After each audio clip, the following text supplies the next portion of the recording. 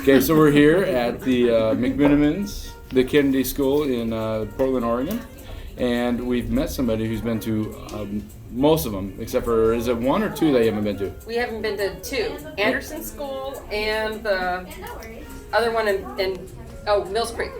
In Mills Creek, okay. And you were about to tell us about the Centralia. Yeah, so in Centralia they have a thing called the Olympic Club. And in the olden days, the Olympic Club was a men's-only club. And it's on a huge site. And they have pool tables and a bar. And in the olden days, they used to have shoe shining and haircuts and meals. And they even still kept a sign now that it says, for men only, no women. And but they also bought the place next door. And they have a movie theater in there, and they have another side bar, which is the Travelers Club or something like that. But they also have the Olympic Hotel. So the Olympic Hotel, so Centralia is a stop on the train line from Amtrak, and It's one of the major stops you were saying, right? Yes, and even in the olden days, that's when the train line used to run up, and they used to have get off and eat here, and they used to, so the train would take a break there, so people. Now, were women allowed to eat there too? At the Olympic Club? No. No, I mean at the train stop. Oh, at the train stop, sure. And some of the other spots, yes. So anywhere else in the city, yes, just not the Olympic Club. But you can also spend the night. Can I ask you a weird question? Sure. Would that make you want to go to the Olympic Club or not go to the Olympic Well, Club? in those times, Proper ladies probably wouldn't want to go there anyway. And I didn't realize. I'm not a proper lady. Well, then you should go. So, by all means, definitely go. But so when you go to the hotel, they have a front door, and then you walk up a flight of stairs just to get to the room. So it's one of those things that when you walk by, you don't notice that it's even a hotel. And they have all the pictures, and they have all the doors are named after people who have stayed at the hotel. And one of them is a criminal who happened to be the room that we had to go find. So when you do the passports, they actually have you go look for clues and things. Right. But there's a guy who was, if I remember the story right, he was a convict. The Mexican the government of Mexico wanted him, and he is What happened? We're still running? I don't know. Oh, we're still on. Go ahead. Right, It's just I lost the light. So the Mexican government wanted him. He was a flee for the Mexican government. The American government caught him, and they put him in jail. He escaped, and he was fleeing the American government, and he was holed up in a room in this hotel. No, wait. Where did he escape from? Like An Oregon prison. So he went from Oregon to Washington? I'm sorry, Washington. Yeah, he was in Washington. Oh, Washington, okay. He was in Washington, and he was busted by Washington officials, and he broke out and escaped, and they caught him holed up in a hotel room at this place in the late 1800s, early 1900s. Okay, and do you know more to the story? Or is this something I have to go dig up? That's the only thing, and they have a room named after him. That's the only thing I remember about that. Do you remember the name? Billy something. The kid? Not the kid. Not the kid. But I know that when McMenamins is so good about, that was one of the hotels that has the most history. Like, they gave us 4 pages of historical stuff when you walked in. Oh, wow. They had a sheet. They had a sheet of just what who was on every room. They had a sheet just about the artwork on every wall. That's smart. That's very smart. On the hotel, they had a sheet about the Olympic Club itself, because the hotel is a separate 3 doors down from the Olympic Club, but it's all adjoining, but on the inside. But they had something about every single piece, which was very, very cool. Yeah. The most historical stuff you wanted to find was in Centralia. So about that place. We're both history buffs. We love history. Yes. I always place myself back in history. Like if I'm in somewhere like that, I want to imagine myself back in that day. That's why I love it. What's the reason why you love it? Why I love that place? No, why you love history. Oh, why I love history? I think that I don't think that you can know. I think that people today they keep making the same mistakes. Right. Correct. And I think that you have to really pay attention to history to know. I mean, because we're not reinventing anything other than because nobody reinvents the wheel.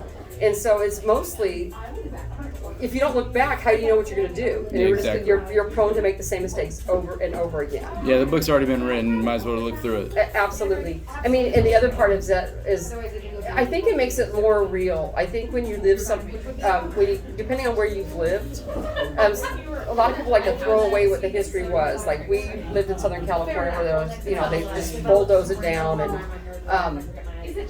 build up new stuff. Right. And so I kind of appreciate the fact that when you go to places and they keep the history and they track the history and they acknowledge the history, like, instead of bulldozing it down, they built one of these, a hotel in a school. Right. I have a friend whose mother actually went to school at this school. Wow. Yeah. I was posting that we were here not too long ago, and she was like, my mom went to that school. That's crazy. Yeah, I know. How crazy is that? And so her mom would have been in her 90s now. So, but yeah, how cool is that? She went to school here and ended up living in San Francisco after that. Okay. So, but this is where she was raised. She was raised around here and went to school here. So, that's the kind of cool stuff, and having that connection. I think history also has a connection to it. Makes it a smaller world, I think. Absolutely. I like to, when we travel, wherever we travel, I would always do one historical thing, just to figure out where that place was and what was happening. And I don't like to do necessarily the kitschy. We joke around that he likes to go to amusement parks and I want to go to somewhere that's historical. It's because I want to be with the community. Yeah, meet the locals and find out what the area's about. Yeah, I totally agree with that. Yeah. When I used to do Girl Scout stuff, I used to tell them, we're not eating it anywhere you can eat at home. We're not going to McDonald's or we're not going anywhere that you can get at home. We're going to go somewhere local and we're going to hang out with the local peeps. Right. Always public transit. And always public transit. Okay. Let's use public transit the most we can because that's how most people do. That's how they get around. Okay. So. Got it. And you said you lived in Southern California. Where at? We used to. Where? Orange County. Okay. I went to school at USC.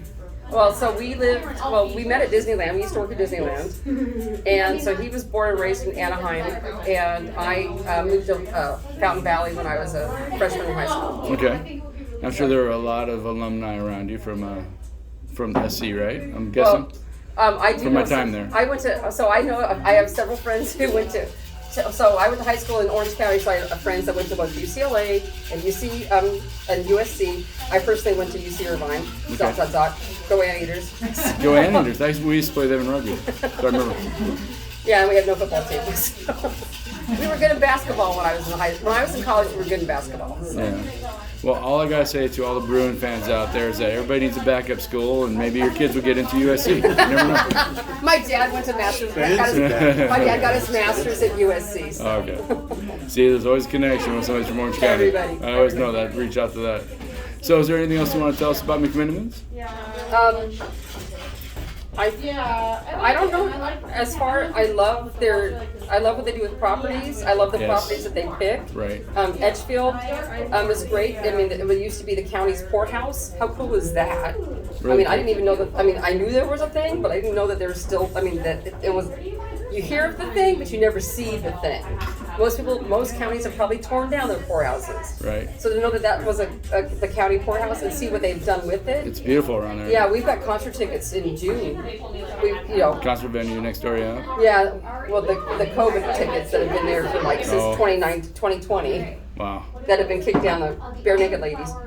But we've had that one for the last 2 years.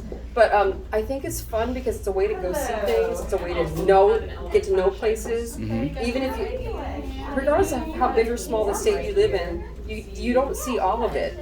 You don't. And this is a way to go out and see all of it. It's a way to keep things in existence, right. Or to keep the local Absolutely. Funness, of what it keep is. Keep the buildings, keep the community, keep the local spirit going on. We were at Fulton Pub, and they didn't have to build it. It's always been there, but it was a neighborhood place. And same with Greenway Pub and Sherwood. Yeah, they didn't have to build anything. They were just the neighborhood hangouts and the neighborhood pubs. So that's what's kind of nice about it. Yeah, I agree with that. And just to blow your mind, I know you don't meet too many people with this name, but my last name is Anderson. And your last place you're going is going to be the Anderson School. Yeah. Yep. So, like I said, small world. Although that doesn't blow everybody's minds out there. There might be a few more Andersons than I thought originally, but. Well, I used to date an Anderson in high school, so. Well, tell my cousin I said hi. And we'll wrap it up. So I'm running out of power, but it was great meeting you guys. You too. So, cheers. Thank you.